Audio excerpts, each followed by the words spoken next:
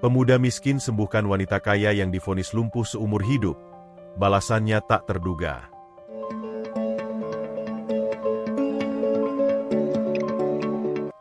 Di sudut ibu kota yang tak pernah tidur, di balik gemerlap lampu-lampu megah dan deru kendaraan mewah, hiduplah Wira.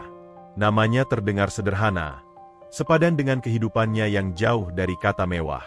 Wira tinggal di sebuah kontrakan kecil di kawasan kumuh, di mana tembok-temboknya sudah usang dan atapnya sering bocor saat hujan.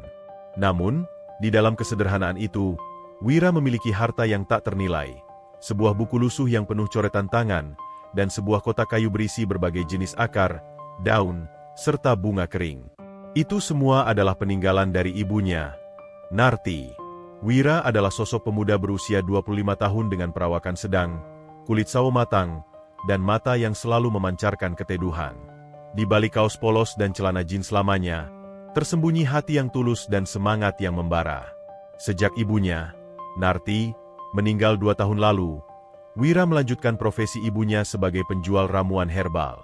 Ia tidak pernah menganggapnya sebagai pekerjaan, melainkan sebuah amanah. Narti bukan sekadar penjual obat.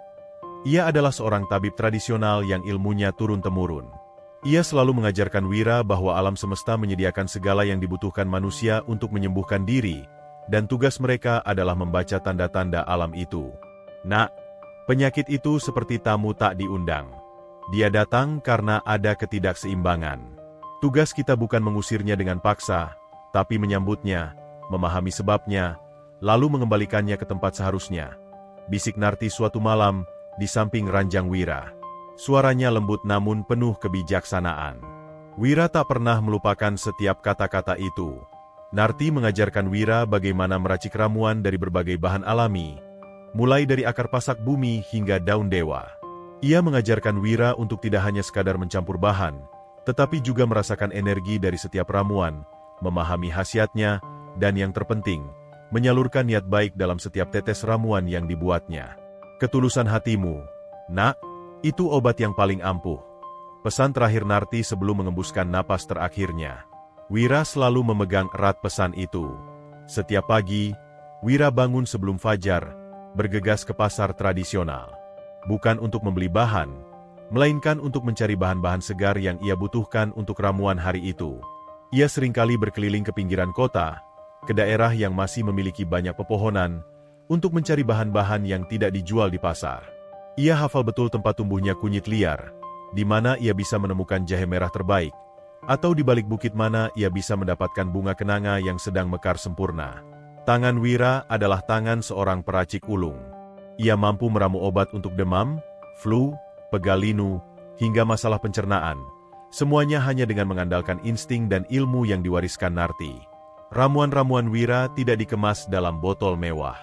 Ia menjualnya dalam bungkusan kertas koran atau kantong plastik bekas. Pelanggannya kebanyakan adalah para buruh, pedagang kaki lima, atau warga sekitar yang lebih percaya pengobatan alami ketimbang obat-obatan kimia yang mahal. Mereka tidak pernah meragukan ramuan Wira, karena khasiatnya sudah terbukti. Suatu kali, seorang nenek yang menderita sakit lutut bertahun-tahun sembuh total setelah rutin meminum ramuan Wira selama sebulan. Kisah-kisah seperti inilah yang membuat nama Wira dikenal luas di kalangan masyarakat kecil. Mereka menyebutnya, Anak Narti. Sebuah nama yang membawa kebanggaan sekaligus beban berat di pundak Wira. Di sisi lain kota, di balik gerbang tinggi dan pagar besi kokoh sebuah mensyah megah, hiduplah seorang wanita bernama Kayla. Usianya sama dengan Wira, 25 tahun. Namun, dunia mereka seperti bumi dan langit. Kayla adalah seorang CEO muda dari perusahaan multinasional yang bergerak di bidang teknologi. Kecerdasan dan ketajaman bisnisnya sudah diakui di seluruh dunia. Ia lulus dengan predikat terbaik dari universitas ternama di luar negeri dan kembali ke Indonesia untuk mengambil alih perusahaan ayahnya. Wajahnya yang cantik, tubuhnya yang ramping, dan penampilannya yang selalu sempurna adalah cerminan dari kesuksesannya. Kayla memiliki segalanya, harta, kekuasaan, dan masa depan yang cerah. Namun, semua itu runtuh dalam sekejap. 3 bulan lalu, dalam perjalanan pulang dari rapat penting, mobil yang ditumpanginya mengalami kecelakaan tragis. Mobilnya terbalik dan Kayla terperangkap di dalamnya selama hampir 1 jam sebelum akhirnya berhasil dievakuasi. Tim dokter terbaik telah melakukan segalanya, tetapi vonis yang diberikan tak terbantahkan. Tulang belakangnya cedera parah, dan ia divonis lumpuh total seumur hidup. Hidup Kayla berubah drastis. Ruang kerjanya yang luas di puncak gedung pencakar langit kini digantikan oleh kamar tidur yang mewah, namun terasa seperti penjara. Kursi roda menjadi satu-satunya kaki yang bisa membawanya berkeliling. Semua tawa dan semangat hidup yang dulu membuncah kini padam. Matanya yang dulu penuh ambisi kini kosong dan penuh keputusasaan. Ia menolak bertemu dengan teman-temannya, menolak telepon dari rekan bisnisnya, dan bahkan menolak untuk makan. Ibunya, seorang sosialita yang tak pernah lelah mencari pengobatan untuk putrinya, sudah mencoba segalanya. Mulai dari terapi fisik paling mutakhir di Swiss, hingga pengobatan akupunktur dari Tiongkok. Semua sia-sia. Kayla menyerah. Ia merasa hidupnya sudah berakhir. Malam itu, Wira baru saja pulang setelah seharian penuh mengantarkan pesanan. Lelah memang, tapi hatinya damai. Ia singgah di warung kopi langganan di pinggir jalan, memesan segelas teh hangat. Di sana, ia mendengar perbincangan para buruh tentang sebuah kecelakaan tragis yang menimpa seorang CEO muda. Kasihannya, padahal masih muda, kata seorang bapak. Dengar-dengar, sudah divonis lumpuh seumur hidup. Harta sebanyak apapun tidak bisa beli kesehatan. Timpal yang lain. Wira mendengarkan dengan seksama. Ia teringat pesan ibunya, Narti, "Nak, di balik setiap penderitaan, pasti ada hikmah. Dan di balik setiap penyakit, pasti ada obat. Tugas kita adalah menemukan keduanya." Hati Wira tergerak. Ia tidak tahu siapa wanita itu. Ia tidak tahu seberapa kaya dia. Yang Wira tahu, ada seseorang yang sedang menderita, dan ia punya ilmu yang mungkin bisa membantu. Ilmu yang diturunkan oleh Narti, ibunya. Wira pulang dengan pikiran yang kalut. Ia membuka buku warisan Narti, membolak-balik halamannya, mencari petunjuk. Matanya terpaku pada sebuah bab yang berjudul Penyembuhan Saraf Rusak. Di sana, tertera resep ramuan yang kompleks, dengan bahan-bahan yang sulit didapat. Di samping resep itu, ada catatan kecil tulisan tangan Narti. Untuk luka yang paling dalam, obatnya bukan hanya dari alam, tapi juga dari hati. Wira terdiam. Ia tahu, ramuan ini bukan hanya sekadar obat, tapi juga harapan. Keesokan harinya, Wira membuat keputusan nekat. Ia menjual beberapa barang berharganya untuk membeli bahan-bahan ramuan yang ia butuhkan. Ia menyisihkan uang dari hasil jerih payahnya, mengumpulkan setiap lembar uang dengan hati-hati. Ia tidak tahu apakah usahanya ini akan berhasil, tapi ia tidak bisa membiarkan hatinya yang tulus diam saja. Ia meracik ramuan itu dengan hati-hati, mengikuti setiap langkah yang tertulis di buku Narti. Ia tidak terburu-buru. Setiap tetes ramuan ia campurkan dengan doa dan harapan. Proses ini memakan waktu berhari-hari. Ia harus mencari bahan-bahan tertentu ke tempat-tempat terpencil, jauh dari keramaian kota. Di sisi lain kota, Kayla sedang duduk di kursi rodanya, memandang kosong keluar jendela kamarnya. Hujan turun rintik-rintik, membasahi kaca. Ia merasa hidupnya seperti hujan itu, dingin, suram, dan tak berarti. Ibunya masuk membawa nampan berisi makanan, tetapi Kayla menolaknya. "Kayla, nak, ayo makan sedikit. Kamu harus kuat," bujuk ibunya. Kayla hanya menggeleng lemah. Ia merasa tidak ada gunanya lagi berjuang.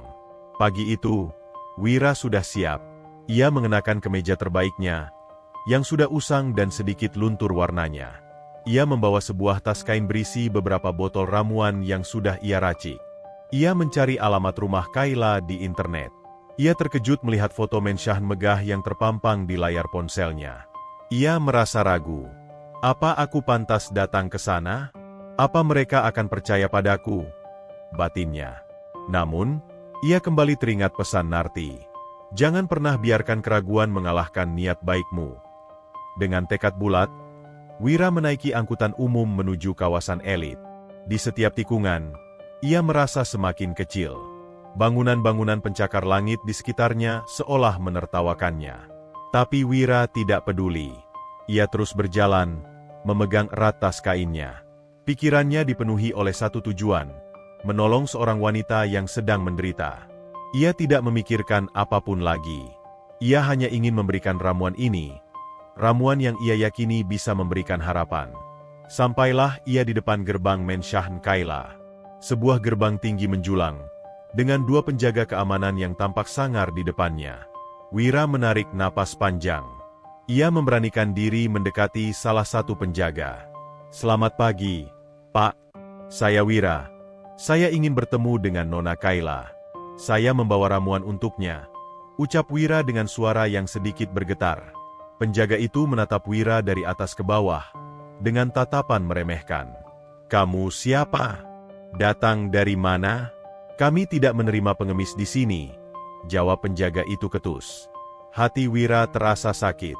Ia bukan pengemis. Ia datang dengan niat baik. Ia mencoba menjelaskan, "Saya bukan pengemis, Pak. Saya penjual ramuan herbal. Saya yakin ramuan ini bisa membantu Nona Kaila." Penjaga itu tertawa sinis. "Ramuan? Jangan bercanda.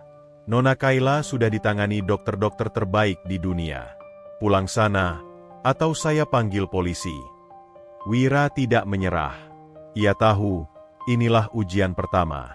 Ujian yang Narti ceritakan, bahwa niat baik akan selalu diuji. "Pak, tolong beri saya kesempatan. Saya hanya ingin menolong. Ramuan ini adalah warisan dari ibu saya," Wira memohon. Penjaga itu tetap bergeming. Ia bahkan sudah mengambil handy-talkie untuk meminta bantuan. Di saat Wira merasa putus asa, sebuah mobil mewah berwarna hitam melintas di belakangnya. Di dalam mobil itu, duduk seorang wanita paruh baya dengan pakaian rapi. Ia adalah Ibu Kaila. Ibunya melihat keramaian di depan gerbang. Ia menurunkan kaca mobilnya. "Ada apa ini?" tanya ibunya dengan suara tegas. Penjaga itu segera menghampiri. "Maaf, Nyonya. Ada pemuda yang ingin bertemu dengan Nona Kaila. Dia bilang dia membawa ramuan herbal." Ibu Kaila melihat Wira. Ia melihat Wira yang berdiri dengan pakaian sederhana, memegang tas kain yang tampak lusuh. Ibunya merasa iba, namun juga skeptis. Selama ini, ia sudah bertemu dengan banyak orang yang mengaku bisa menyembuhkan putrinya, namun semuanya hanya omong kosong. Ia menghela napas panjang. "Suruh dia pergi. Kami tidak butuh pengobatan alternatif," perintah Ibu Kaila. Wira mendengar itu. Ia merasa sedih. Tapi ia tahu, ia tidak bisa menyerah begitu saja. Ia tidak datang sejauh ini untuk kembali dengan tangan kosong. Ia memberanikan diri mendekati mobil Ibu Kaila. "Nyonya, saya tahu mungkin Anda sudah mencoba segalanya. Tapi tolong, berikan saya kesempatan. Ramuan ini bukan hanya sekadar obat, tapi juga sebuah harapan," ucap Wira dengan suara penuh keyakinan. Ia mengeluarkan salah satu botol ramuan dari tasnya. Ibu Kaila menatap Wira, lalu menatap botol ramuan itu. Wira melihat ada secercah harapan di mata Ibu Kaila, meskipun hanya sesaat. Namun, tatapan itu segera digantikan oleh kelelahan dan keputusasaan. "Kami sudah tidak punya harapan lagi. Nak, pergilah," jawab Ibu Kaila. Ia menyuruh sopirnya untuk segera masuk ke dalam gerbang. Wira terpaku di depan gerbang. Ia merasa dunianya runtuh. Ia sudah berusaha sekuat tenaga, tetapi hasilnya sia-sia. Ia berjalan menjauhi Menshahn itu dengan langkah gontai, meninggalkan semua harapannya di sana. Ia tidak tahu harus kemana lagi. Ia merasa gagal. Gagal memenuhi amanah ibunya, Narti. Tiba-tiba, suara klakson mobil membuyarkan lamunannya. Sebuah mobil sport mewah berhenti di samping Wira. Kaca mobil itu terbuka. Di dalamnya, duduk seorang wanita cantik dengan tatapan sinis. Rambutnya pirang, matanya tajam. Ia adalah Diana, teman dekat Kaila sekaligus pesaing bisnisnya. Ia sudah mendengar kabar tentang kecelakaan Kaila dan sengaja datang untuk memastikan keadaannya. Ia melihat Wira yang tampak sedih dan membawa tas berisi ramuan. Ia tersenyum sinis. "Kamu datang untuk mencoba keberuntungan?" tanya Diana. "Jangan buang-buang waktumu. Kaila tidak akan sembuh. Dia sudah divonis lumpuh. Harta sebanyak apapun tidak bisa menyembuhkannya," ucap Diana dengan nada meremehkan. Ia melajukan mobilnya, meninggalkan Wira yang berdiri terpaku. Wira merasa amarahnya membuncah. Amarah bukan karena hinaan Diana, tetapi karena keputusasaan yang begitu nyata dari orang-orang di sekitarnya. Tidak ada yang tidak mungkin. Setiap penyakit pasti ada obatnya. Gumam Wira, teringat kembali pesan ibunya. Ia tidak bisa kembali. Ia harus kembali ke Mensyahn itu. Ia tidak peduli jika ia harus memohon. Ia tidak peduli jika ia harus dihina. Ia hanya ingin mencoba. Wira berbalik arah, berjalan kembali ke gerbang Mensyahn. Penjaga itu terkejut melihat Wira kembali. "Sudah saya bilang, jangan kembali," bentak penjaga itu. "Tolong, Pak. Saya hanya ingin melihat Nona Kayla sebentar saja. 5 menit saja. Mohon Wira." Di saat yang sama, di dalam Mensyahn, Kayla sedang berjuang untuk bangkit dari kursi rodanya. Ia ingin mengambil buku yang terjatuh di lantai, namun tangannya tak bisa meraihnya. Ia berteriak frustasi. Air mata mengalir membasahi pipinya. Ibunya yang mendengar teriakan itu segera datang. "Kayla, Nak, ada apa?" "Jangan begini, Nak," bujuk ibunya. "Aku lelah, Bu. Aku lelah. Aku ingin mati," teriak Kayla. Ibunya memeluk Kayla erat, mencoba menenangkan putrinya yang sedang hancur. Ibunya kembali teringat pada pemuda yang datang ke gerbangnya tadi. Ia tidak tahu mengapa, tetapi ia merasa ada sesuatu yang berbeda dari pemuda itu. Matanya yang tulus, kata-katanya yang penuh keyakinan. Ia berpikir, apa salahnya mencoba? Jika tidak berhasil, tidak ada yang akan hilang. Jika berhasil, ada harapan baru untuk putrinya. Ibu Kayla bergegas menuju gerbang. Ia menemukan Wira yang masih memohon pada penjaga. "Nak, siapa namamu?" tanya Ibu Kayla. "Wira, Nyonya," jawab Wira. "Masuklah. Saya akan beri kamu kesempatan. Tapi hanya 1 jam. Jika tidak ada perubahan, kamu harus pergi," ucap Ibu Kayla. Mata Wira berbinar. Ia tidak menyangka akan diberi kesempatan. "Terima kasih, Nyonya. Saya akan melakukan yang terbaik," jawab Wira dengan penuh syukur. Ia melangkah masuk ke dalam Mensyahn, ke dunia yang belum pernah ia bayangkan. Dunia yang begitu berbeda dari dunia yang ia kenal. Namun, di balik semua kemewahan itu, ia tahu ada penderitaan yang sama dengan penderitaan yang ia lihat di pinggir kota. Ia tahu, penderitaan tidak mengenal status sosial. Dan ia datang, bukan sebagai pemuda miskin, tetapi sebagai seorang anak narti, pembawa harapan. Wira melangkah melewati gerbang Mensyahn Kayla. Udara di dalam kompleks perumahan elit ini terasa berbeda, dingin dan sunyi, kontras dengan hiruk-pikuk jalanan tempat Wira biasa mencari nafkah. Di depannya terhampar taman yang terawat sempurna, dihiasi patung-patung marmer dan air mancur yang gemericik pelan. Lantai granit yang dipijaknya terasa licin dan asing.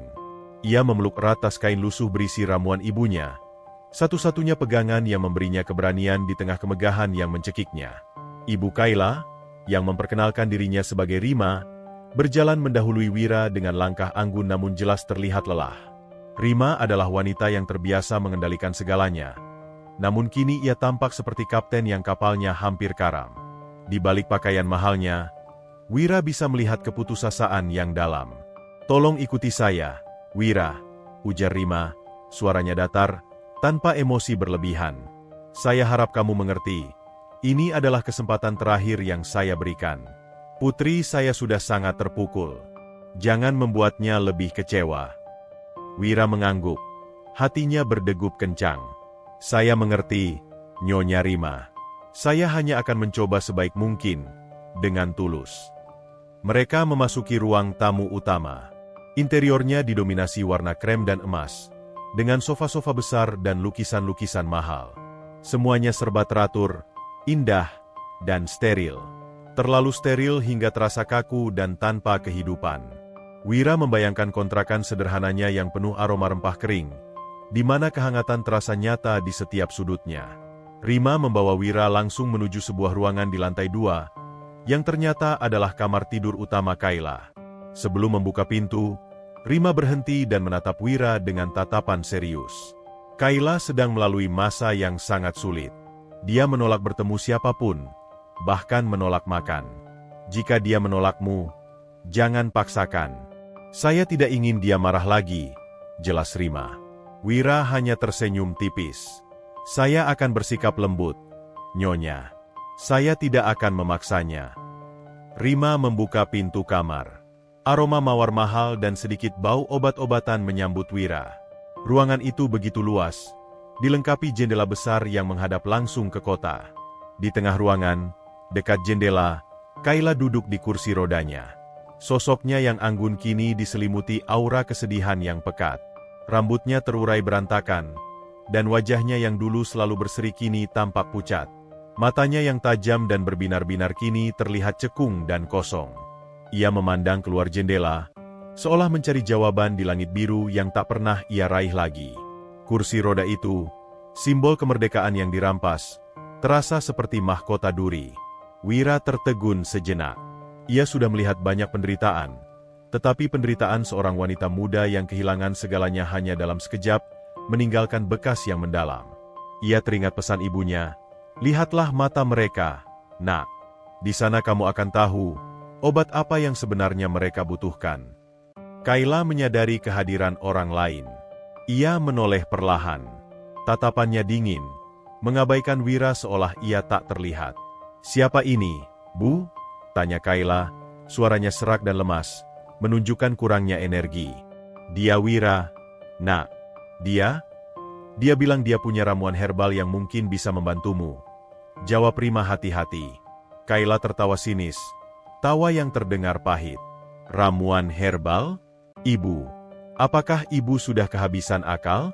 Setelah dokter-dokter dari 3 benua, sekarang ibu membawa penjual ramuan pinggir jalan."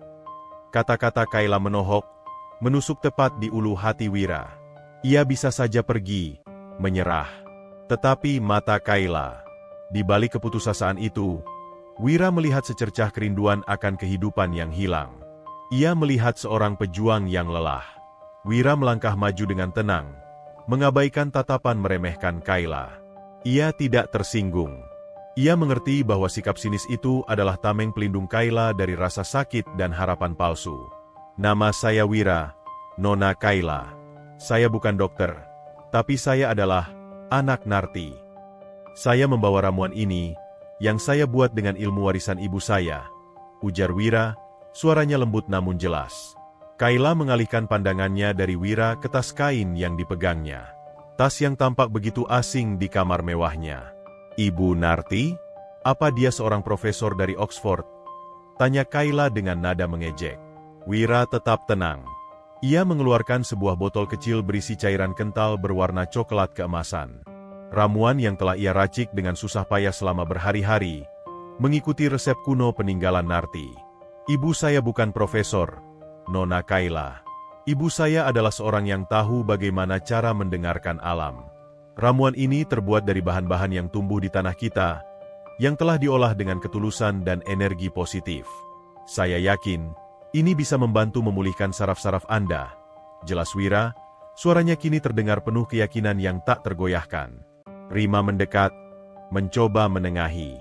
"Kayla, Nak, coba saja dulu. Apa salahnya?" "Salahnya adalah, Bu, saya tidak butuh harapan palsu lagi. Saya tidak mau membiarkan orang lain mengorek-ngorek sisa-sisa harapan saya hanya untuk kecewa lagi," balas Kayla, nada suaranya meninggi. Emosinya meluap. Wira menaruh botol ramuan itu di meja samping tempat tidur Kayla, dekat dengan jangkauannya. Ia tidak memaksa. Ia hanya menaruhnya di sana, sebagai sebuah pilihan, bukan paksaan. "Saya tidak memaksa Anda, Nona Kayla. Ramuan ini hanya akan bekerja jika ada keinginan kuat dari Anda untuk sembuh. Obat itu hanya alat, keinginan Anda adalah kekuatannya," ucap Wira, mengulang salah satu ajaran Narti yang paling penting. "Jika Anda benar-benar lelah, Anda bisa membuangnya. Tapi jika ada secuil saja keinginan untuk kembali berdiri, cobalah." Wira berbalik dan memberi hormat pada Rima. "Sudah 1 jam, Nyonya Rima. Saya permisi." Rima terkejut dengan sikap Wira. Ia mengira Wira akan memohon atau memaksa. Keheningan yang tiba-tiba ini justru membuat suasana semakin mencekam. Saat Wira mencapai ambang pintu, Suara Kayla yang nyaris berbisik menghentikannya. Tunggu. Wira menoleh. Kayla sedang menatap botol ramuan itu. Jari-jari lentiknya yang lemah terlihat bergetar. Kenapa kamu melakukan ini? Tanya Kayla. Kini nada suaranya berubah. Ada getaran ingin tahu di sana. Uang? Berapa yang kamu mau? Katakan. Semua jasa dokter di dunia ini pun akan saya bayar mahal jika mereka berhasil. Wira tersenyum. Senyumnya tulus, tanpa celah. Senyum yang membuat hati Kayla, yang sudah beku, terasa sedikit hangat. Saya datang bukan untuk uang, Nona Kayla. Ibu saya selalu mengajarkan, jika kita punya ilmu, kita wajib menolong yang membutuhkan. Saya sudah kehilangan ibu saya.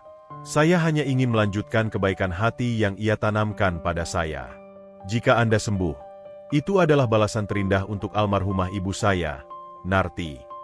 Wira tidak menunggu jawaban. Ia pamit pada Rima dan segera meninggalkan ruangan.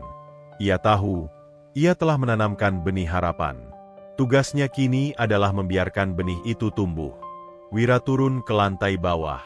Di ruang keluarga, ia bertemu dengan seorang pria parubaya yang tampak berwibawa, mengenakan setelan jas mahal. Itu adalah Tuan Herman, ayah Kayla, seorang tokoh bisnis yang sangat dihormati. Herman sedang berbicara dengan seorang pria muda yang berpenampilan necis, bernama Arya, yang tak lain adalah kepala keamanan perusahaan sekaligus tunangan Kayla sebelum kecelakaan terjadi. Arya adalah pria ambisius yang sejak lama mengincar posisi CEO Kayla. Setelah kecelakaan itu, Arya semakin gencar mengambil alih semua urusan bisnis Kayla, dengan alasan mengamankan perusahaan. Ia melihat Wira dengan pandangan jijik. Seolah Wira adalah kuman yang tak sengaja masuk ke rumah itu. Siapa dia? Dad? Kenapa ada orang-orang aneh berkeliaran di rumah kita? Tanya Arya. Nadanya penuh dominasi dan otoritas yang berlebihan. Tuan Herman menoleh ke arah Wira. Rima menyusul dan segera menjelaskan dengan singkat kedatangan Wira. Dia adalah pemuda penjual ramuan herbal yang nekat. Rima yang mengizinkannya masuk. Katanya itu warisan ibunya. Jelas Herman pada Arya, dengan nada yang menunjukkan ia tidak menganggap Wira serius. Arya tertawa meremehkan. Ramuan herbal? Astaga! Di saat kita sedang negosiasi dengan rumah sakit terbaik di Jerman, Rima malah memasukkan dukun kampung ke sini? Ini memalukan. Rima, yang lelah dan sensitif, membela diri. Kami sudah mencoba segalanya. Arya, tidak ada salahnya mencoba cara lain. Kamu tidak mengerti bagaimana rasanya melihat putri sendiri menderita. Tuan Herman menenangkan istrinya. Ia menatap Wira tajam. Dengar, nak, berapa yang kamu mau? Kami akan memberimu uang. Asalkan kamu pergi dan jangan pernah kembali ke sini lagi. Kami tidak ingin keluarga kami menjadi bahan tertawaan. Wira mendengarkan dengan sabar. Ia tahu ia tidak bisa melawan. Ia hanya seorang pemuda miskin di hadapan konglomerat. Tuan Herman, saya menghargai kebaikan Anda. Tapi saya tidak butuh uang Anda.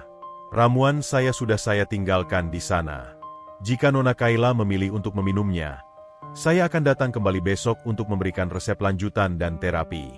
Jika tidak, saya anggap tugas saya selesai. Jawab Wira dengan tegas, membuat Herman dan Arya terkejut dengan ketegasan yang disampaikannya. Arya maju, menatap Wira dengan ancaman. Kamu ingin mencari kesempatan, ya? Jangan coba-coba mendekati Kayla. Dia akan menjadi istriku, dan perusahaannya akan menjadi milikku. Berhenti berhalusinasi. Wira tidak gentar. Ia menatap balik Arya tanpa rasa takut. Tuan, saya hanya datang untuk menyembuhkan. Soal urusan pribadi Nona Kayla, itu bukan urusan saya. Saya hanya akan kembali jika ada panggilan. Setelah mengucapkan kalimat itu, Wira segera berbalik dan meninggalkan Menshan. Ia berjalan cepat, meninggalkan keheningan dan keangkuhan yang memuakkan di belakangnya. Di luar gerbang, ia menarik napas lega, menghirup udara kota yang kotor, namun terasa jauh lebih jujur. Ia telah melakukan bagiannya. Sekarang, keputusannya ada di tangan Kayla. Di kamar mewahnya, Kayla tetap memandang botol ramuan Wira. Malam merayap, dan lampu-lampu kota mulai menyala, memantulkan cahaya pada cairan coklat keemasan di dalam botol. Kata-kata Wira terus terngiang di telinganya. Ramuan ini hanya akan bekerja jika ada keinginan kuat dari Anda untuk sembuh. Keinginan. Sebuah kata yang sudah lama hilang dari kamus hidupnya. Ia mengambil napas dalam-dalam. Di satu sisi, egonya menolak mentah-mentah. Ide bahwa seorang CEO yang didiagnosis lumpuh oleh ahli saraf terkemuka dunia bisa disembuhkan oleh ramuan tradisional, terdengar gila dan tidak masuk akal. Ini adalah penghinaan terhadap ilmu pengetahuan yang ia junjung tinggi. Namun, di sisi lain, ada kejujuran di mata Wira. Ada ketulusan yang murni, tanpa pamrih. Wira tidak meminta uang, tidak menjanjikan keajaiban yang fantastis. Dia hanya meninggalkan sebuah pilihan, sebuah kesempatan. Ketulusan Wira adalah anomali dalam kehidupannya yang penuh kepalsuan dan intrik bisnis. Kayla perlahan mengulurkan tangan. Butuh tenaga ekstra untuk menggerakkan tangannya ke meja. Tangannya yang lemah menyentuh botol ramuan. Rasanya dingin. Ia mengambilnya, mengangkatnya ke mata, mengamati cairan di dalamnya. Ia mencium aroma kuat rempah-rempah yang asing. Bukan bau obat-obatan kimia yang sudah ia hafal baunya selama ini. Ini adalah bau tanah, bau alam, bau kehidupan. Ia menimbang-nimbang. Jika ia meminumnya dan tidak terjadi apa-apa, ia akan diejek, terutama oleh Arya dan teman-temannya yang meragukannya. Tetapi jika ia tidak meminumnya, ia akan hidup selamanya dalam penyesalan, bertanya-tanya, bagaimana jika? Air mata menetes di pipinya. Air mata frustrasi, air mata ketakutan, dan air mata kerinduan. Kerinduan untuk berlari di pantai, untuk menghadiri rapat di ruang dewan tanpa kursi roda, untuk merasakan kakinya sendiri menopang tubuhnya. Aku ingin hidup. Aku ingin kembali berdiri, bisiknya pada dirinya sendiri, sebuah pengakuan yang kuat. Dengan tangan yang gemetar, ia membuka tutup botol. Ia mencium bau ramuan itu sekali lagi. Kemudian, tanpa ragu, ia menenggak isinya sampai habis. Rasanya pahit, getir, dan hangat. Sebuah rasa yang asing, tetapi sekaligus terasa seperti sebuah pelukan hangat. Setelah menghabiskan ramuan itu, ia merasakan sensasi aneh. Bukan rasa sakit, tetapi denyutan yang samar di kakinya yang mati rasa. Denyutan itu begitu samar, nyaris tak terasa, tetapi ia merasakannya. Sensasi yang tidak pernah ia rasakan sejak kecelakaan itu. Ia terkejut. Kayla menutup mata. Ia tidak tahu apakah itu hanya sugesti, ataukah Wira benar. Tetapi ia sudah membuat keputusannya. Ia memilih percaya. Pagi harinya, Wira kembali ke Menshahn. Ia tidak diundang, tetapi ia datang. Ia berdiri di depan gerbang, menunggu. Penjaga yang sama kemarin melihatnya dan menggelengkan kepala. Sudah saya bilang, jangan datang lagi, seru penjaga itu. Saya hanya ingin tahu, apakah Nona Kayla meminum ramuannya atau tidak. Jika tidak, saya akan pergi dan tidak akan kembali, ujar Wira. Tiba-tiba, gerbang terbuka. Rima berdiri di sana, menatap Wira dengan mata yang sulit diartikan.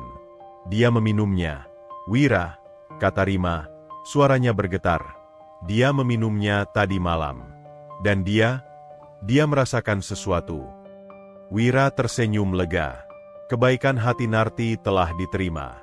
Saya harus segera memeriksanya, Nyonya Rima. Saya harus memberikan ramuan kedua dan memulai terapi, kata Wira. Kini langkahnya mantap dan penuh percaya diri. Ia memasuki Menshahn itu untuk kedua kalinya. Tetapi kali ini, ia datang bukan sebagai pemohon, melainkan sebagai pembawa harapan yang diterima. Perjalanan panjang menuju kesembuhan Kayla baru saja dimulai. Dan di sana, di tengah kemegahan dan intrik, Wira, si pemuda miskin, akan membuktikan bahwa ketulusan adalah kekuatan yang paling dahsyat. Wira memasuki kamar Kayla untuk kedua kalinya. Kali ini, ia membawa serta tas kainnya yang tidak lagi tampak lusuh, melainkan terasa penuh makna. Aroma rempah kering, yang ia bawa dari luar, beradu dengan wangi mawar mahal di kamar itu.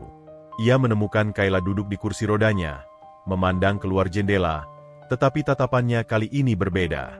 Ada kerentanan yang baru dan rapuh, bercampur dengan rasa penasaran yang tak bisa disembunyikan. Rima, ibu Kayla, berdiri di samping putrinya dengan wajah tegang. Sesekali melirik Wira dengan tatapan penuh tanya, seolah-olah berusaha membaca nasib anaknya di mata pemuda sederhana itu. Di sudut ruangan, berdiri seorang perawat pribadi Kayla yang tampak skeptis dan kaku. "Selamat pagi, Nona Kayla," sapa Wira, suaranya pelan dan ramah. Ia tidak lagi melihat Kayla sebagai CEO, melainkan sebagai seorang pasien yang membutuhkan uluran tangan. Kayla menoleh. "Apa yang kamu rasakan, Nona Kayla? Setelah meminum ramuan tadi malam, adakah yang berbeda?" tanya Wira, langsung pada intinya. Kayla ragu sejenak. Gengsi dan rasa tidak percaya pada hal mistis masih kuat mencengkeramnya. Namun, ia tidak bisa mengabaikan sensasi aneh tadi malam. "Ada, sedikit. Seperti ada denyutan samar. Rasa geli yang sangat kecil di telapak kaki kiri saya," jawab Kayla jujur, meskipun ucapannya terpotong. Wira tersenyum lebar. "Itu adalah pertanda. Itu bagus, Nona Kayla. Itu berarti ramuan pertama sudah berhasil membangunkan saraf-saraf Anda yang tertidur. Ramuan itu bekerja sebagai penghantar sinyal, mengingatkan tubuh Anda bahwa ia masih utuh," jelas Wira, wajahnya memancarkan kegembiraan murni. Kegembiraan yang menular, yang membuat Rima tanpa sadar menghela napas lega. Wira meletakkan tas kainnya di meja, mengeluarkan isinya dengan hati-hati, berbagai bungkusan kertas koran berisi akar, kulit kayu, dan dedaunan kering. Ia juga mengeluarkan sebuah lumpang kecil dan ulekan dari batu, peninggalan Narti, yang tampak kontras dengan perabot mahal di kamar itu. "Untuk terapi hari ini, saya akan meracik ramuan tumbuh kedua. Ini berfungsi untuk menguatkan dan merangsang sirkulasi darah serta memperbaiki jaringan yang rusak," ujar Wira, sambil mulai menyiapkan bahan-bahan. Kayla memperhatikan setiap gerak-gerik Wira. Cara Wira memilih rempah, menimbangnya dengan mata telanjang, dan mencium aromanya sebelum memasukkannya ke dalam lumpang. Itu bukan hanya sekadar meracik obat, itu adalah ritual. Ia melihat ketelatenan dan penghormatan yang mendalam terhadap alam dalam setiap gerakan Wira. "Apa saja itu?" tanya Kayla, rasa ingin tahunya mengalahkan rasa gengsinya. "Ini adalah akar kuku macan dari pegunungan. Ibu saya bilang, ini bagus untuk melancarkan darah kotor. Ini daun emas yang saya panen sebelum fajar. Ia menyimpan embun yang bisa menenangkan syaraf. Dan ini, Nona Kayla, adalah bunga harapan. Dia tidak punya nama ilmiah, tapi dia adalah bunga yang hanya mekar di tanah yang subur dan hanya akan memberikan khasiat jika diracik dengan niat tulus," jelas Wira, menunjuk pada setiap bahan dengan jari telunjuknya. Penjelasan Wira terdengar seperti dongeng, tetapi diucapkan dengan keyakinan ilmiah seorang ahli. Wira mulai menumbuk bahan-bahan itu. Suara duk-duk dari lumpang memecah keheningan mensyahn yang biasanya sunyi. Aroma rempah yang pedas, segar, dan erti menyebar ke seluruh ruangan. Itu adalah aroma kehidupan, aroma dari dunia Wira yang sederhana, yang kini merayap masuk ke dunia Kayla yang mewah dan mati rasa. Rima, yang selama ini hanya mengamati, maju mendekat. "Nak Wira, apakah ramuan ini benar-benar aman? Maaf, kami sudah terlalu banyak mencoba pengobatan yang malah membuat Kayla sakit perut," tanyanya penuh keraguan. Wira menghentikan sejenak aktivitasnya, menoleh, dan tersenyum meyakinkan. "Nyonya Rima, ibu saya, Narti, mengajarkan saya prinsip keseimbangan. Semua yang saya gunakan adalah alami. Efek sampingnya hanyalah rasa kantuk yang dalam dan rasa hangat di tubuh. Racikan ini sudah saya uji coba berkali-kali," jelasnya. Ia kemudian menambahkan 1 sendok madu hutan murni yang ia bawa ke dalam racikannya. Madu ini untuk menyeimbangkan rasa pahitnya. Setelah selesai menumbuk, Wira menuangkan bubuk ramuan itu ke dalam cangkir kecil berisi air hangat. Ia membawanya sendiri kepada Kayla. "Minumlah perlahan, Nona Kayla. Nikmati aromanya," kata Wira, menyerahkan cangkir itu. Kayla mengambil cangkir itu. Tangannya terasa sedikit lebih kuat dari kemarin.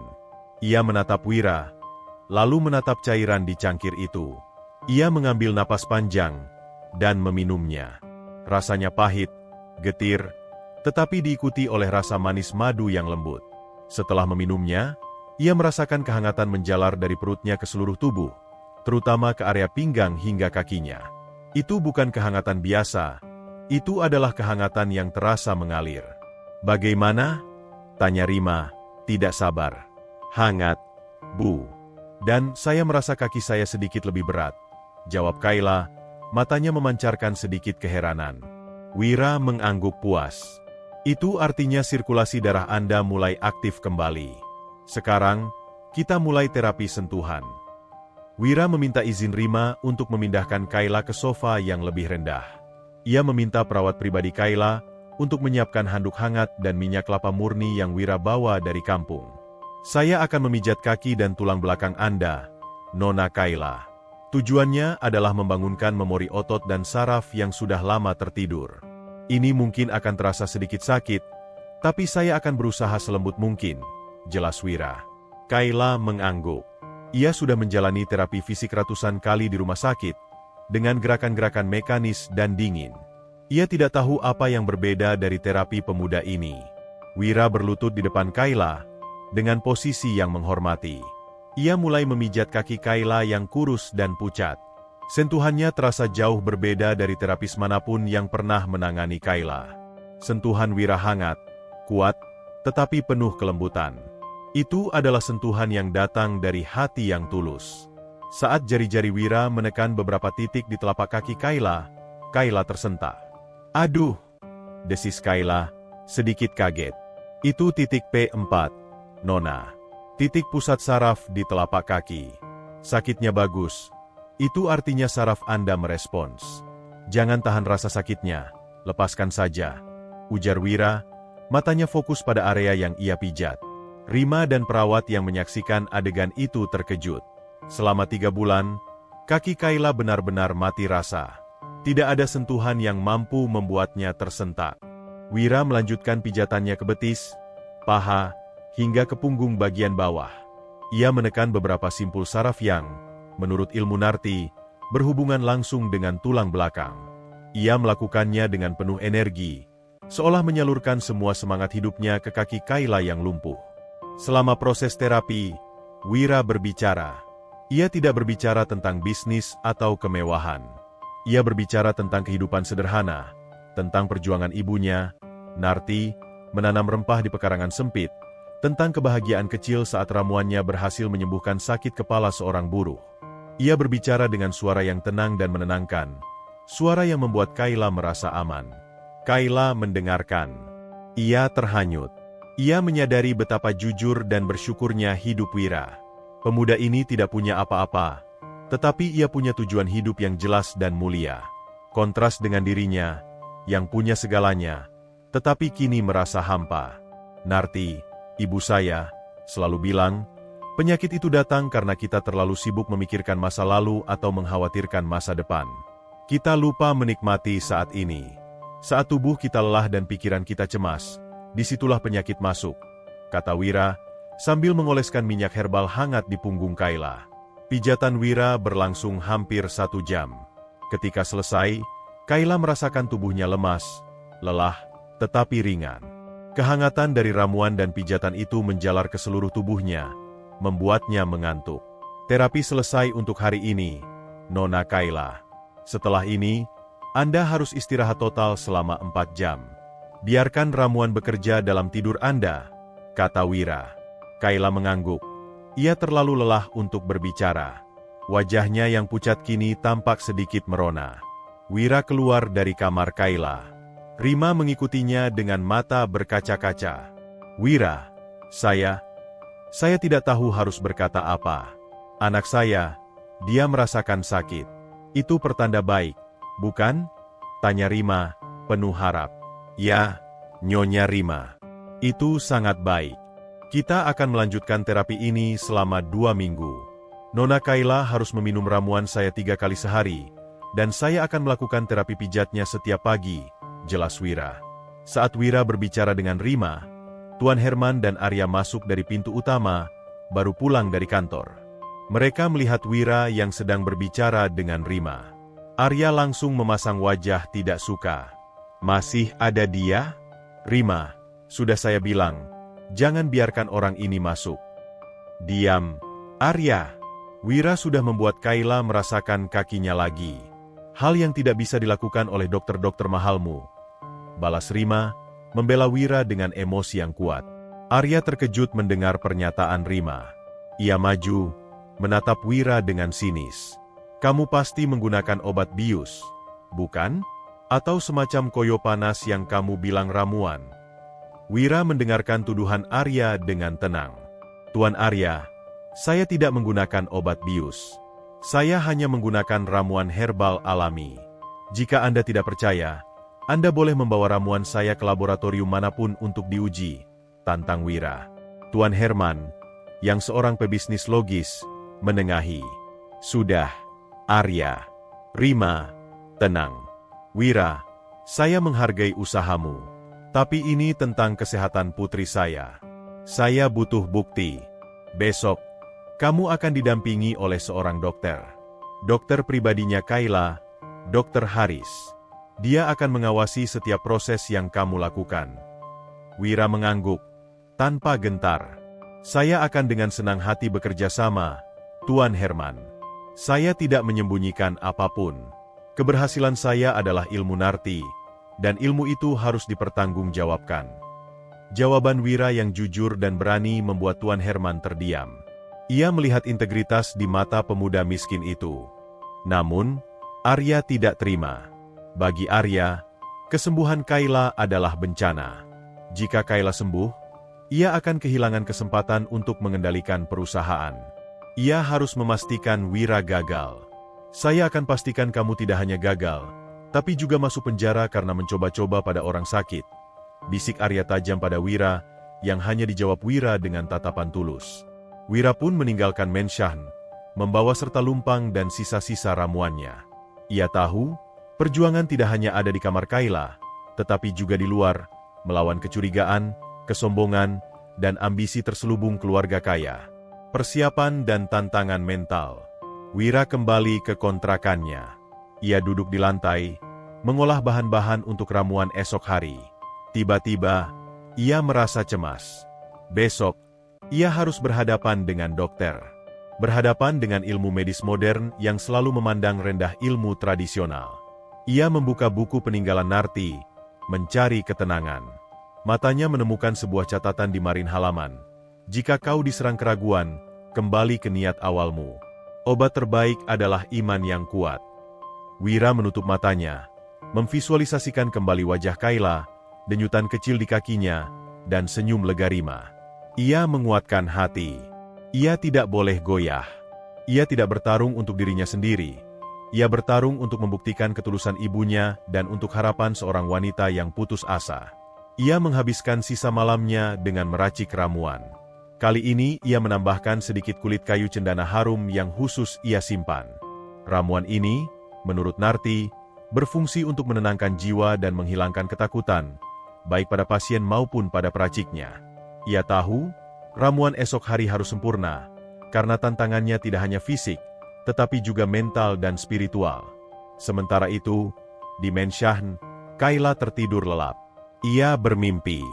Dalam mimpinya, ia berdiri di sebuah padang rumput hijau. Ia mencoba berlari, dan ia bisa. Rasa angin di rambutnya, rasa rumput di telapak kakinya yang kini terasa nyata, membuatnya menangis dalam tidurnya. Ketika ia terbangun, ia merasa kakinya hangat, dan denyutan yang ia rasakan semalam kini terasa sedikit lebih jelas dan sering. Itu bukanlah mimpi yang biasa. Ia membuka matanya, dan di samping tempat tidurnya, ia melihat botol ramuan Wira yang sudah kosong. Kayla tersenyum. Senyum yang sudah lama hilang dari wajahnya. Ia tahu, Wira akan kembali besok, dan ia siap untuk bertarung demi kesembuhannya, dengan bantuan ramuan ajaib warisan Narti. Pagi itu, di Menshahn mewah, suasana terasa tegang. Tidak lagi hanya ada Rima, perawat, dan Kayla di kamar itu. Di samping kursi roda Kayla, duduklah Dr. Haris, dokter pribadi keluarga, seorang ahli ortopedi yang skeptis dan berwibawa. Di belakangnya, berdiri Arya, dengan tatapan yang penuh kecurigaan, siap melontarkan tuduhan pada kesalahan sekecil apapun yang Wira lakukan. Wira masuk, membawa ramuan pagi hari yang baru diracik, dengan aroma kayu cendana harum yang menenangkan. Ia merasakan tekanan yang besar, tetapi ia teringat lagi pada ilmu Narti. Ia memutuskan untuk mengabaikan tekanan itu dan fokus sepenuhnya pada Kayla. Selamat pagi, Nona Kayla. Hari ini kita akan melanjutkan dengan ramuan tumbuh ketiga dan terapi pijat yang sedikit lebih kuat.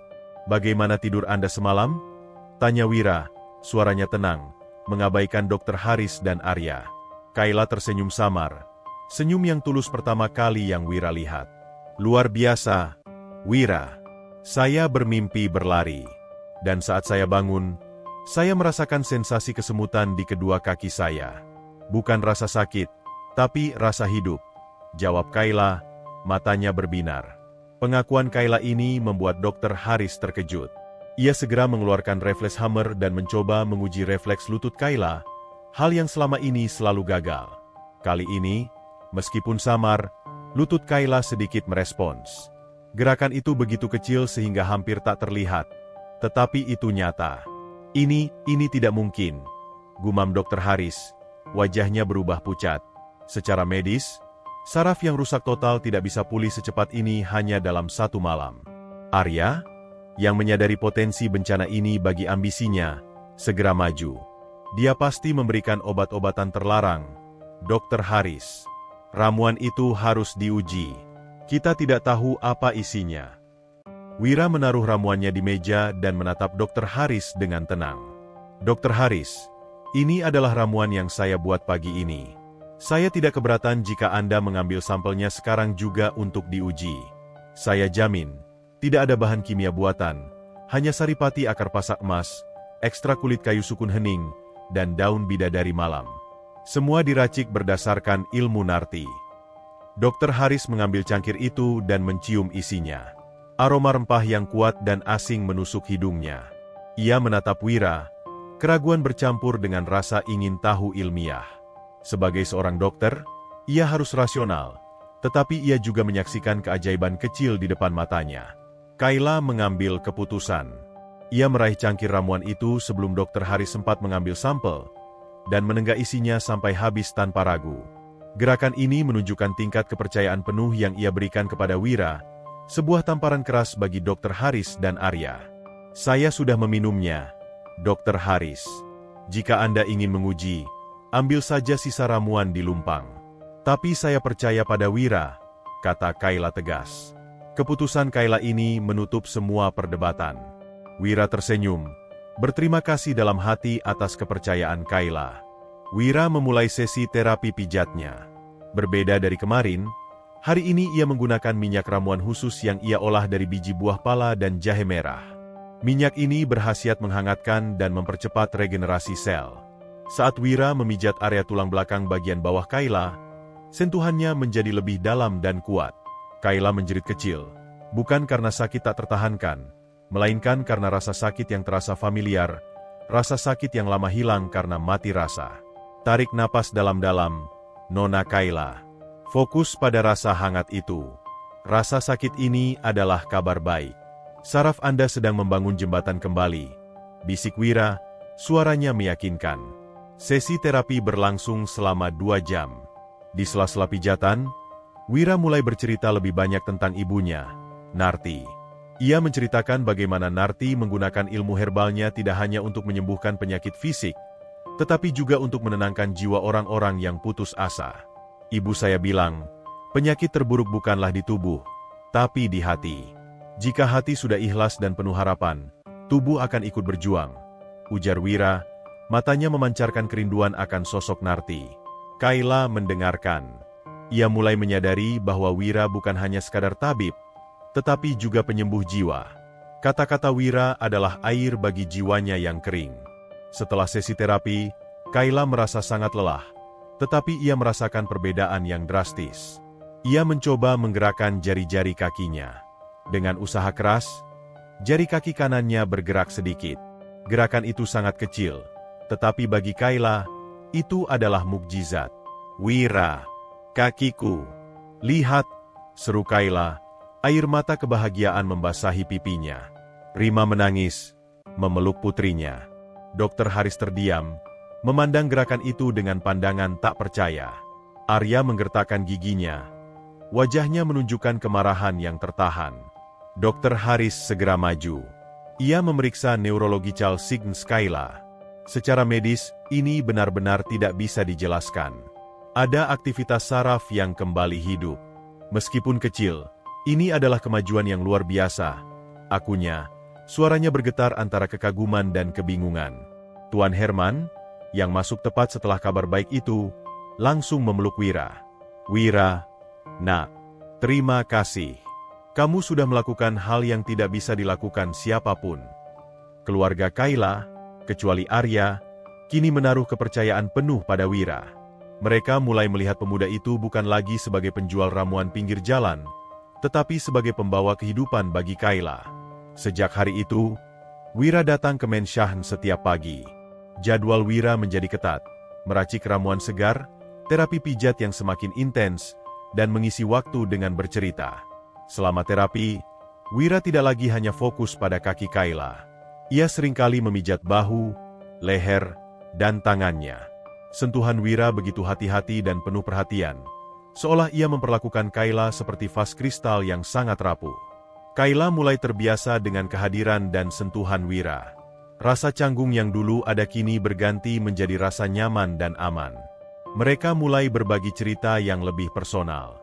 Kayla menceritakan betapa ia membenci dunia bisnis yang dingin dan penuh tipu daya, bagaimana ia merasa terperangkap dalam ekspektasi orang tuanya untuk menjadi CEO yang sempurna. Ia menceritakan bagaimana ia merindukan kehidupan normal, jauh dari intrik dan kekayaan yang ia miliki. Wira menceritakan bagaimana Narti selalu mengajaknya ke hutan untuk mencari rempah, mengajarinya mencintai alam dan bersyukur atas hal-hal kecil. Ia menceritakan kerinduan pada sosok ibu, dan bagaimana ia berjuang untuk mempertahankan warisan ilmu Narti di tengah kesulitan ekonomi. Dunia Anda dan dunia saya sangat berbeda, Wira. Tapi kenapa, saat saya bersama Anda, saya merasa lebih utuh? Tanya Kayla suatu siang, setelah sesi terapi selesai. Wira menatapnya. Matanya yang tulus bertemu dengan mata Kayla yang kini kembali memancarkan kehangatan. Mungkin karena di dunia saya, Nona Kayla, semua orang adalah sama. Tidak ada CEO, tidak ada penjual ramuan. Semua hanyalah manusia yang membutuhkan pertolongan. Dan di sini, di ruangan ini, kita hanya dua orang yang berbagi harapan, jawab Wira. Kata-kata Wira menusuk hati Kayla. Ia menyadari, di mata Wira, ia tidak pernah dilihat sebagai CEO yang lumpuh, tetapi sebagai Kayla, seorang wanita yang berjuang untuk berdiri kembali. Melihat perkembangan Kayla yang pesat dan kedekatan emosionalnya dengan Wira, Arya semakin khawatir. Ia tahu, jika Kayla sembuh, posisinya di perusahaan terancam. Ia harus menghentikan Wira.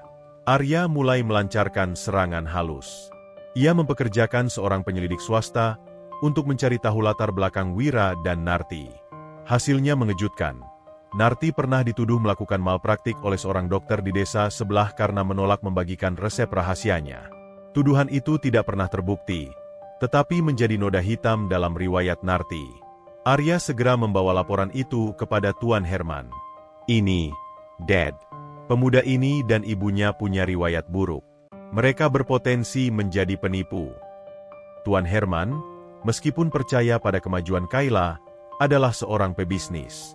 Ia harus memikirkan reputasi. Wira, apa ini benar? Tanyanya saat Wira datang keesokan harinya. Wira membaca laporan itu. Ia tersenyum tipis. Ya, Tuan Herman, itu benar. Ada seorang dokter yang tidak suka ilmu Narti. Tapi itu hanyalah tuduhan, dan tidak pernah terbukti di pengadilan. Ibu saya menolak membagikan resep karena itu adalah warisan turun-temurun, bukan karena ingin menyembunyikan sesuatu. Jelas Wira, nadanya tegas, mempertahankan kehormatan ibunya. Kayla, yang mendengar perdebatan itu, maju membela Wira. Ayah, jangan dengarkan Arya. Wira tidak pernah meminta sepeser pun dari kita. Dia hanya datang dengan ketulusan. Lihatlah kakiku. Apakah ini hasil dari penipu? Jangan menghina ketulusan Wira hanya karena dia orang miskin. Pembelaan Kayla ini menjadi titik balik. Tuan Herman melihat bahwa putrinya sudah menemukan kembali semangatnya, dan itu jauh lebih berharga daripada intrik bisnis apapun. Ia memutuskan untuk mengabaikan laporan Arya. Baiklah, Wira, saya percaya padamu. Tapi kau harus tahu, mata Arya tidak akan pernah lepas darimu. Hati-hati, Peringatan Tuan Herman. Wira mengangguk. Ia tahu, ujian sebenarnya bukan datang dari penyakit, tetapi dari cemburu dan ambisi manusia. Langkah pertama yang hampir terjadi. 1 minggu berlalu. Ramuan herbal Wira dan terapinya menunjukkan hasil yang semakin fantastis. Kayla kini sudah bisa menggerakkan seluruh jari kakinya, dan ia merasakan sensasi di paha hingga pinggangnya. Sesi terapinya kini lebih banyak dihabiskan dengan Wira yang membantunya melakukan peregangan ringan. Suatu sore, Wira mencoba sesuatu yang baru. Ia meminta Kayla untuk berdiri, dengan berpegangan pada bahunya. Jangan takut, Nona Kayla. Fokus pada rasa hangat di kaki Anda. Bayangkan kaki Anda menopang Anda. Ingat, keinginan kuat, bisik Wira. Kayla mencoba. Dengan susah payah, Wira membantu menopang tubuhnya. Kaki Kayla gemetar hebat. Ia tidak merasakan keseimbangan. Ia merasa akan jatuh. Saya tidak bisa, Wira. Saya takut, bisik Kayla, air mata menggenang. Anda bisa. Anda adalah Kayla, CEO terhebat yang pernah ada. Jika Anda bisa menggerakkan perusahaan besar, Anda pasti bisa menggerakkan kaki Anda sendiri. Sedikit lagi. Angkat sedikit, Nona, seru Wira, nadanya penuh semangat. Kayla menarik napas, memejamkan mata, dan mengumpulkan semua keberaniannya. Ia merasakan kehangatan dan kekuatan tangan Wira di pinggangnya. Ia mencoba mendorong tubuhnya ke atas. Dengan usaha keras, tubuhnya terangkat sedikit dari kursi roda. Kaki-kakinya yang lemah menjejak lantai. Ia berdiri selama 2 detik penuh, ditopang oleh Wira, sebelum akhirnya tubuhnya limbung. Meskipun hanya 2 detik, itu adalah kemenangan besar. Kayla menangis bahagia. Wira tersenyum lebar. Anda melakukannya, Nona Kayla. Anda berdiri. 2 detik penuh. Besok, kita akan coba 3 detik. Seru Wira, wajahnya memancarkan kebahagiaan yang tulus, seolah ia yang baru saja sembuh. Kayla menatap Wira. Di mata pemuda ini, ia melihat harapan tanpa batas. Ia menyadari, balasan terindah bagi Wira bukanlah uang, melainkan kesembuhannya. Dan ia, Kayla, bertekad untuk memberikan balasan itu. Di kamar tidur utama yang luas di mansion itu, terapi Wira bagi Kayla sudah berubah menjadi sebuah rutinitas intim, terpisah dari kekakuan dunia luar. Perubahan fisik Kayla yang semakin nyata, kakinya kini tidak hanya terasa geli tetapi sudah bisa bergerak-gerak kecil atas kehendaknya, memberikan justifikasi bagi waktu panjang yang mereka habiskan bersama. Namun, kini, waktu itu lebih banyak diisi dengan hening yang saling memahami dan kisah yang perlahan dibagikan. Wira tidak hanya mengoleskan minyak dan memijat. Sambil jari-jarinya menelusuri jalur saraf yang mati untuk menghidupkannya kembali, Wira mulai menceritakan lebih banyak tentang dunianya. Ia menyadari, untuk menyembuhkan saraf yang mati, ia juga harus menyembuhkan jiwa Kayla yang beku. Ibu saya, Narti, selalu bilang bahwa kaki hanya akan bergerak jika jiwa sudah benar-benar bebas. Kata Wira, suaranya tenang saat ia memijat telapak kaki Kayla dengan ibu jarinya yang kuat dan hangat. Dan untuk membebaskan jiwa, kita harus jujur dengan rasa sakit, dengan kerinduan. Kayla mendengarkan, matanya yang biasa kosong kini mengikuti setiap gerakan Wira. Ia menyadari bahwa di balik kesederhanaan Wira, terdapat kedalaman dan kesedihan yang mendalam. Saya sering bermimpi buruk, Wira memulai, suaranya pelan. Mimpi tentang hutan pinus yang terbakar, dan ibu ada di tengahnya. Wira menceritakan kembali masa kecilnya, bagaimana Narti mendidiknya di alam. Ia menceritakan rasa kagumnya pada ibunya, yang bisa mengenali ribuan tanaman hanya dari bau dan sentuhannya.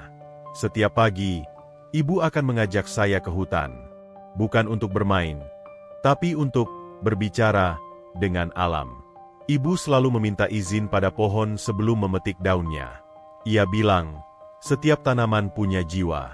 Jika kita memetiknya tanpa rasa hormat, ramuannya akan kehilangan khasiat. Itulah ketulusan yang ibu ajarkan, cerita Wira. Ia menceritakan kesulitan mereka setelah ayahnya meninggal. Narti harus berjuang sendiri melawan ketidakpercayaan para dokter kota dan ancaman dari pedagang herbal yang iri. Narti tidak pernah kaya, Tetapi ia tidak pernah kelaparan karena selalu ada orang yang datang membawa beras atau sayuran sebagai ganti ramuannya. Namun, Wira menceritakan hari yang paling menyakitkan. Hari ketika Narti meninggal karena sakit yang datang mendadak dan tak terduga. Saat itu, saya merasa dunia saya runtuh. Nona Kayla. Saya yang selalu melihat ibu menyembuhkan orang, tidak bisa melakukan apa-apa untuk ibu sendiri. Saya merasa gagal. Ibu meninggal sambil memegang buku warisan itu. Pesan terakhirnya, jangan pernah tinggalkan ketulusan. Nak, itu adalah akar terkuatmu. Wira berhenti sejenak, menelan kepedihan yang masih terasa. Dan sekarang, Wira melanjutkan, pandangannya beralih ke Kayla. Saya membawa ilmu ini, tidak hanya untuk mencari nafkah, tetapi untuk menjaga janji saya pada ibu. Setiap ramuan yang berhasil adalah cara saya untuk membuat ibu hidup lagi, untuk membuktikan bahwa ketulusan ibu tidak sia-sia. Kayla terdiam. Cerita Wira, meskipun sederhana, penuh dengan cinta, pengorbanan, dan kerinduan yang mendalam. Ia menyadari bahwa di balik syal biru dan kemeja sederhana Wira, ada tanggung jawab besar yang dipikulnya.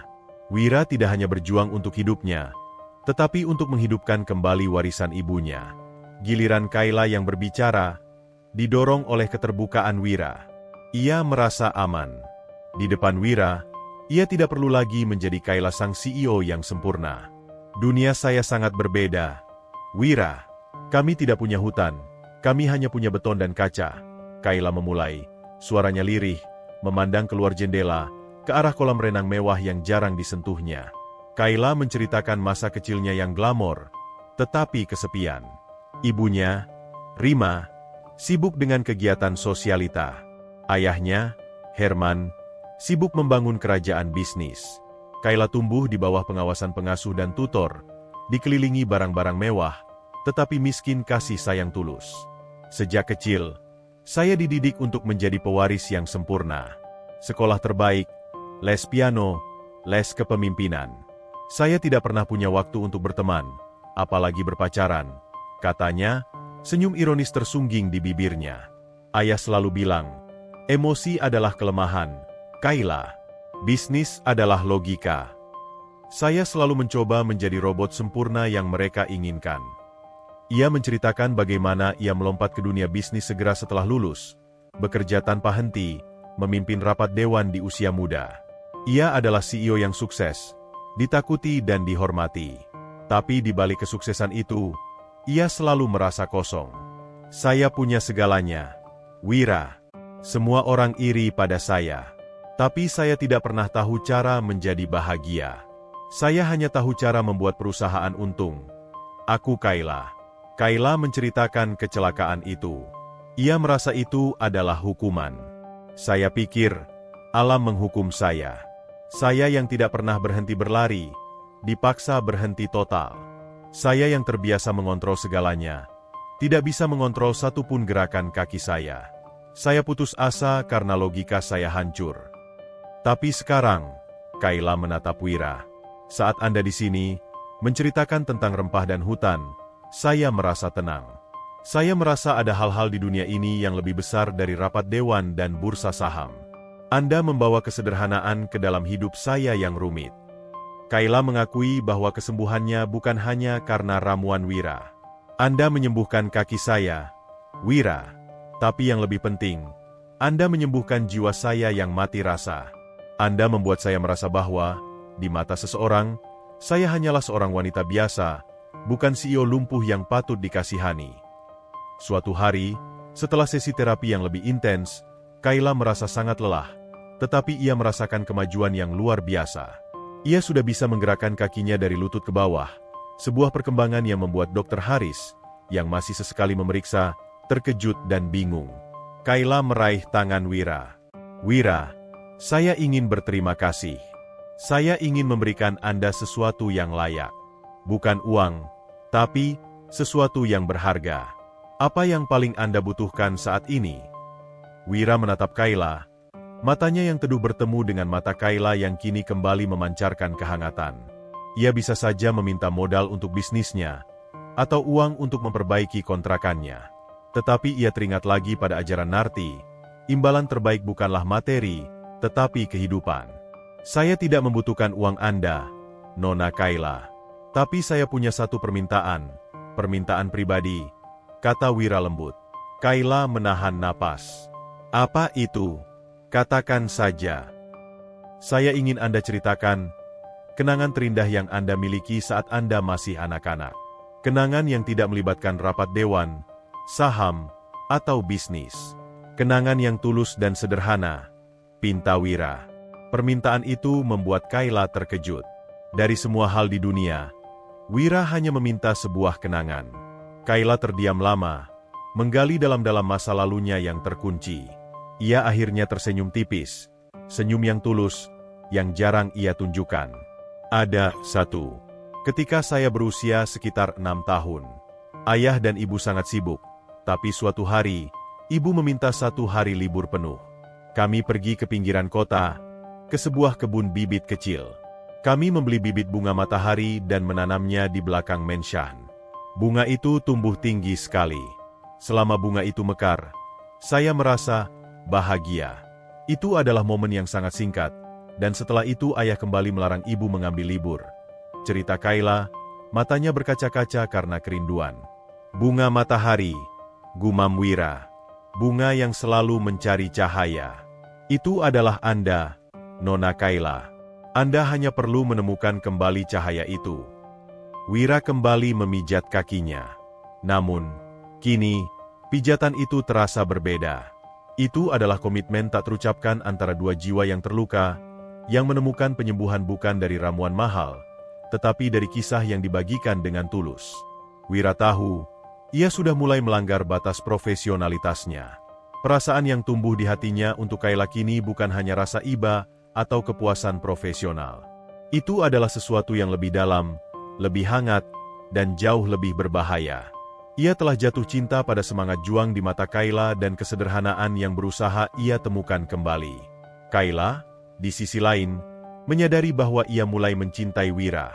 Ia mencintai ketulusan Wira, kekuatan karakternya, dan cara Wira melihatnya, bukan sebagai CEO, tetapi sebagai manusia. Ia telah menemukan kembali semangat hidupnya, bukan hanya di kakinya, tetapi di hatinya, berkat kehadiran Wira. Perkembangan ajaib pada kondisi Kayla tidak bisa lagi disembunyikan di balik dinding tebal menshan. Rima, ibu Kayla, yang mulanya skeptis, kini memandang Wira dengan rasa terima kasih yang mendalam, meskipun ia masih menjaga jarak profesional. Herman, ayah Kayla, yang sibuk di luar kota, mengirimkan pesan singkat berulang kali, menuntut laporan terperinci tentang fenomena pemulihan putrinya. Namun, di antara semua reaksi itu, ada satu mata yang memandang dengan dingin, penuh perhitungan, dan kini terbakar oleh kecemburuan yang mematikan. Sosok itu adalah Arya, seorang Chief Financial Officer, CFO, di salah satu anak perusahaan Nusantara Tech dan salah satu pelamar lama Kayla yang paling gigih. Arya bukan hanya tertarik pada kecantikan dan kecerdasan Kayla, tetapi juga pada posisi strategis yang akan ia dapatkan jika menikahi pewaris tunggal kerajaan bisnis itu. Selama Kayla lumpuh, Arya telah memainkan peran sebagai pengganti sementara di beberapa rapat dewan, dengan harapan ia akan menjadi suksesor permanen Kayla. Arya, yang telah menerima laporan akurat tentang kemajuan Kayla dari orang dalam, memutuskan untuk mengintervensi secara langsung. Ia datang ke menshan dengan dalih, menjenguk Kayla yang tersayang. Ia membawa rangkaian bunga mahal yang melimpah dan senyum yang terlalu sempurna. Kayla, sayang, kamu terlihat jauh lebih baik, ujar Arya. Suaranya dipenuhi nada perhatian palsu yang membuat Kayla merasa muak. Arya mencoba meraih tangan Kayla, tetapi Kayla dengan cepat menariknya. Terima kasih, Arya. Saya memang sudah jauh lebih baik, jawab Kayla, nadanya datar. Ia kini jauh lebih kuat dalam menempatkan batasan, sebuah pelajaran yang ia dapatkan dari kejujuran Wira. Arya mengalihkan perhatiannya pada Wira, yang baru saja selesai menyiapkan ramuan harian. Wira berdiri di sudut, sederhana dalam kemeja lusuhnya, tetapi memancarkan aura ketenangan. Anda pasti Wira, ya? Tabib yang namanya sedang banyak dibicarakan, kata Arya, nadanya merendahkan, meskipun ia mencoba menyamarkannya dengan senyum sinis. Luar biasa, menggunakan ramuan tradisional untuk kasus saraf yang rumit. Saya harus akui, ini adalah gimmick yang hebat. Pasti Anda meminta bayaran yang sangat besar untuk pertunjukan ini. Wira mendongak. Matanya bertemu dengan mata tajam Arya. Wira merasakan niat jahat yang dipancarkan Arya, sebuah niat yang terasa jauh lebih dingin daripada tatapan Arya yang menghakimi. Ini adalah pertama kalinya Wira menghadapi agresi yang begitu terbuka dari dunia elit. "Saya tidak meminta bayaran, Tuan," jawab Wira tenang. "Saya datang untuk menolong. Ramuan ini adalah warisan ketulusan ibu saya, Narti. Nilainya tidak diukur dengan uang." Jawaban itu hanya memicu api dalam diri Arya.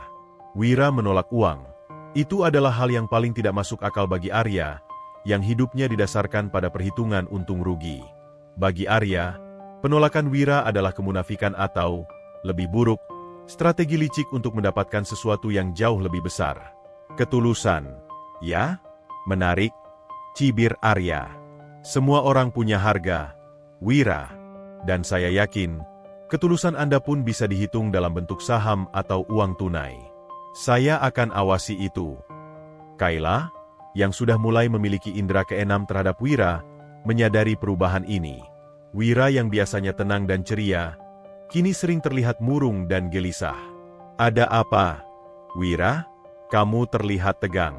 Apakah ramuannya gagal?" tanya Kayla saat Wira memijat betisnya. Wira menghela napas. Ia merasa dilema. Ia tidak ingin membebani Kayla dengan intrik dunia luar, tetapi ia juga tidak bisa menyembunyikan kebenaran dari Kayla yang kini menjadi jangkar emosinya. Saya merasa ada yang tidak beres, Nona Kayla. Ada yang mengawasi saya. Saya merasa ada niat buruk yang mencoba masuk ke dalam pekerjaan saya." Aku Wira, nadanya pelan. Mungkin saya tidak seharusnya ada di sini. Dunia Anda terlalu rumit dan berbahaya." Wira mengungkapkan pertemuannya dengan Arya dan bagaimana tatapan Arya membuatnya merasa seperti buronan. Ia meremas syal biru di lehernya. Ia tahu, ia dicintai oleh Kayla, tetapi ia dibenci oleh dunia Kayla. Mendengar pengakuan Wira, alih-alih panik, Kayla justru merasa marah. Bukan pada Wira, tetapi pada dunia di sekelilingnya yang mencoba merusak ketulusan. "Arya tidak akan pernah mengerti, Wira," ujar Kayla, matanya kini kembali tajam, penuh semangat yang ia temukan kembali. Dia dan orang-orang sepertinya hanya mengukur segalanya dengan uang. Mereka tidak pernah bisa melihat nilai di balik ketulusan. Kayla memegang tangan Wira erat. Ini adalah pertama kalinya ia menunjukkan dukungan fisik yang begitu tulus. "Jangan pergi, Wira. Jangan biarkan ketulusanmu kalah oleh intrik mereka. Kamu harus tetap di sini. Saya yang akan melindungimu. Mereka tidak akan bisa menyentuhmu selama kamu menyembuhkan saya. Kesembuhan saya adalah perisaimu." Kayla kemudian mengambil langkah berani. Ia menghubungi ayahnya, Herman, menceritakan semua yang dilakukan Arya, termasuk upaya menyebarkan rumor. Herman, yang melihat perkembangan drastis putrinya, kini sepenuhnya berada di pihak Wira. Ia segera memanggil Arya dan memberikan teguran keras. Herman tahu, Arya adalah aset bisnis yang bagus, tetapi putrinya lebih berharga. Namun, Arya yang kini terdesak, semakin gila. Ia melancarkan serangan yang lebih langsung. Ia memerintahkan detektifnya untuk menyebarkan rumor tentang malpraktik Narti secara lebih luas, menyasar media online dan blog-blog gosip. Beberapa hari kemudian, sebuah paket tebal tanpa nama dikirimkan ke kontrakan Wira. Di dalamnya, terdapat cek tunai yang sangat besar. Jumlahnya setara dengan yang dihasilkan Wira selama bertahun-tahun. Di bawah cek itu, terselip sebuah kartu nama Arya dengan pesan tulisan tangan yang singkat. "Ambil uang ini. Tinggalkan Menshan. Jangan pernah dekati Kayla lagi. Ramuanmu sudah cukup. Hargai dirimu." Ini adalah godaan besar yang dihadapi Wira. Uang ini bisa memberinya kehidupan yang nyaman, membersihkan nama Narti, dan membebaskannya dari tekanan. Ia bisa kembali ke hutan, tanpa khawatir dikejar-kejar detektif. Wira menatap cek itu lama. Ia teringat pada kesederhanaan Narti, pada prinsipnya tentang ketulusan. Ia teringat mata Kayla yang penuh harapan. Jika ia mengambil uang ini, ia bukan hanya mengkhianati Kayla, tetapi ia juga mengkhianati warisan Narti dan integritasnya sendiri. Ia akan membuktikan bahwa Arya benar. Semua orang punya harga. Wira segera menghubungi kantor Arya. "Tuan Arya," kata Wira, suaranya tenang.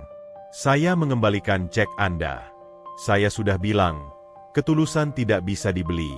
Saya akan tetap di sini, sampai Nona Kayla sembuh total. Dan saya akan buktikan, bahwa integritas saya lebih mahal dari seluruh kekayaan Anda." Penolakan Wira membuat Arya murka.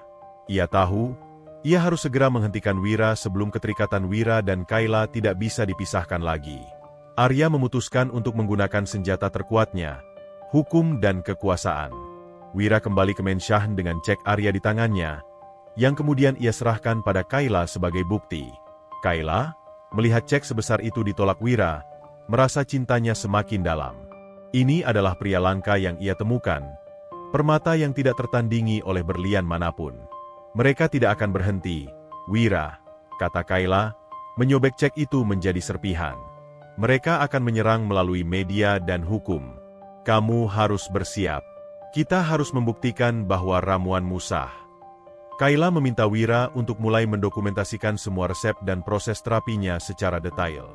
Ia juga meminta Rima untuk mencari semua dokumen lama yang berkaitan dengan kasus malpraktik Narti, untuk membersihkan nama mendiang ibunya. Herman, yang diam-diam menyewa detektifnya untuk melacak Wira demi ketenangan putrinya, berhasil menemukan petunjuk. Wira tidak kembali ke desa asalnya. Ia bersembunyi di sebuah pondok penelitian kecil milik seorang kenalan Narti di pinggiran hutan kota, tempat ia bisa melanjutkan riset ramuannya tanpa gangguan media. Kayla bergegas ke sana. Ia tidak membawa pengawal, tidak membawa mobil mewah. Ia datang sendirian, mengenakan kemeja sederhana dan celana panjang, penampilannya jauh dari CEO pada umumnya. Kayla menemukan Wira sedang duduk di serambi pondok kecil itu, menumbuk akar dalam lumpang batunya. Wira terlihat lebih kurus, tetapi matanya tenang. Di lehernya, ia mengenakan liontin akar kayu cendana dengan benang biru dari gaun Kayla melilit di sana. Ia tidak membuangnya. Wira terkejut melihat Kayla. Ia segera bangkit. Ekspresinya campur aduk antara terkejut, rindu, dan rasa bersalah. "Nona Kayla, kenapa Anda di sini? Bagaimana Anda bisa menemukan saya?"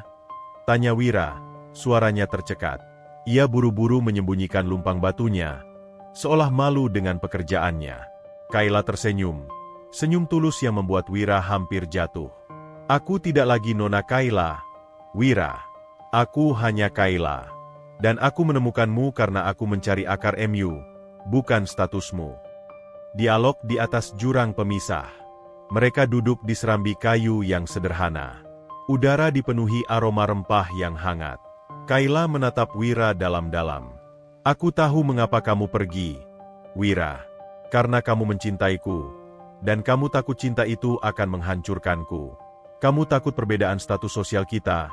Kamu takut intrik Arya dan dunia elit akan menyerangmu," kata Kayla, nadanya lembut tapi penuh keyakinan. Wira menunduk. "Itu benar, Kayla. Kamu adalah langit. Aku hanyalah tanah. Aku tidak bisa memintamu tinggal di lumpur. Dan aku tidak bisa bernapas di udara yang terlalu tipis. Aku sudah menyelesaikan tugas. Aku sudah mengembalikan kebebasanmu. Sekarang, kamu bebas kembali ke duniamu." Kayla meraih tangan Wira.